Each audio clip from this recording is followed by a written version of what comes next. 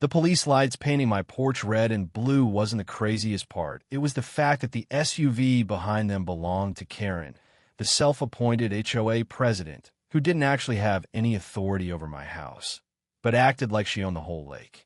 There she was, chin up, lips tight, waving her phone like it was a badge, while two officers stood at the bottom of my steps with hands resting a little too close to their belts. Ranger, my old K9 partner, leaned against my leg like stone, no barking, no growling, just watching the way a storm watches a field. The taller cop called up, telling me there'd been complaints, that I wasn't complying with the homeowners association, that I'd been threatening neighbors and ignoring fines. I almost laughed. Fines? From who? My rifle was still slung across my chest, muzzle down, safety on because I'd just come back from checking the chicken run. Legal, safe, normal on my porch. I told him calmly, "Officers, there is no HOA here. She's been trying to force me to join. I'm not going anywhere. We could talk right here." That's when Karen rolled her window down, voice sharp enough to cut glass. "Arrest him. He's brandishing a weapon, and that dog is dangerous. This is a covenant neighborhood." She stretched covenant like it was holy scripture. More lights arrived, another cruiser. Neighbors peeked out, porch lights flicked on. And then the county sheriff's Tahoe pulled up slow, golden lights sweeping across the lake. Sheriff Dawson stepped out like a man, carrying the entire rule book in his back pocket. He looked at me, looked at Karen, then said evenly, "Evening." Karen exploded before anyone else could speak. "This man refuses to join our HOA. He scares children with that dog. He can't park his truck, can't keep chickens, can't fly that flag." She pointed at my porch where the U.S. flag hung, with a gold star for my brother's service and a blue star for Rangers. Dawson turned back to her, calm as a stone. "Ma'am, we've been through this twice. His deed says no covenants. Birch Lane isn't part of your HOA." Her jaw clicked. "We voted to include his street." The sheriff shook his head. "Votes don't change recorded deeds, not in this county, not in this state." That should have ended it, but it didn't, because when Dawson's eyes slid to her passenger seat, he spotted a folder with a bright red stamp across the top. Lean. Fake. His whole posture changed. Before he could call it in, Ranger stiffened, ears sharp, eyes locked on the dark gap between my fence and the lilacs. He didn't bark, he just stared. The sheriff froze, raised a hand. Nobody moved. Then I heard the soft clink of wire cutters. That's where I have to rewind, because nights like that don't just happen. They build over time. It started my first week here when I found a handwritten card on my mat. "Welcome to Willow Lake. HOA meeting Thursday. $250. Signed Karen." No phone, no letterhead, nothing but scented ink. Mr. Jenkins, the old man down the road with his world's okayest grandpa mug, chuckled when I showed him. "Ain't no HOA here. She's been trying to resurrect one. Don't sign a thing." I didn't, but Karen kept pushing. Emails with immediate action required. Knock on my door, clipboard in hand, demanding dues. When I refused, she printed up a fine schedule, tapping each line like it was gospel. $50 the second day, $100 the third, then lean. I told her kindness was the only rule that mattered. She didn't smile. Soon my mailbox had a bright orange sticker, non-compliant. That one stung. Federal property, not hers. Still, I chose to meet force with neighborliness.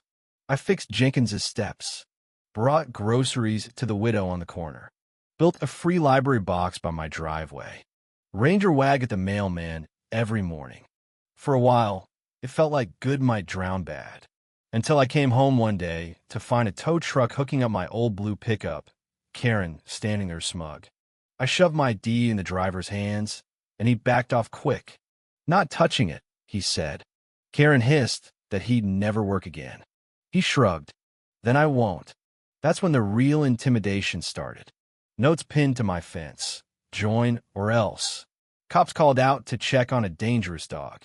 Ranger was 12, steady as a rock. Even the officers didn't buy it. One of them ended up eating a donut at my kitchen table, laughing at the absurdity. But Karen didn't stop. She doubled down. Which brings me back to that night.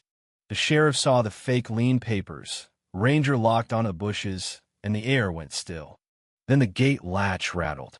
Ranger launched, not biting, just blocking his body like a drawn line, saying, "Not past here." Out stepped a man in a reflective vest. HOA security stenciled across it, holding cutters. Behind him, another shadow slipped toward Karen's SUV. Sheriff's deputies moved fast. Cuffs snapped. Karen shrieked from her seat. "They're contractors, measuring violations." Dawson deadpanned, "With wire cutters?" That was the unraveling. Because once the deputies started digging, they found more trucks loaded with fake lien notices, stacks of stickers, even crates of drones with speakers. Karen's name kept popping up, but so did another, the board, a development group, bigger than her, funneling money, planning to fold our whole county into their profit scheme. Neighbors, who had stayed quiet out of fear, finally spoke up. Some admitted they'd been paying fees for years, thinking it was real. Others said they got letters, but stayed silent. The truth spilled fast, and fear turned into fury.